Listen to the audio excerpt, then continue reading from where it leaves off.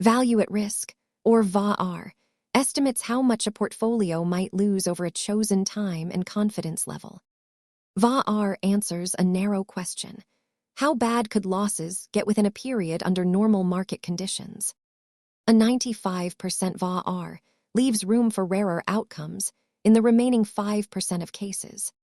To calculate VaR, analysts choose a time horizon, confidence level, portfolio mix, and historical or modeled returns.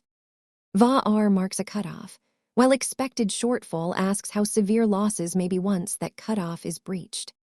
As confidence rises, the estimated loss threshold usually rises too, because the model is covering more extreme outcomes.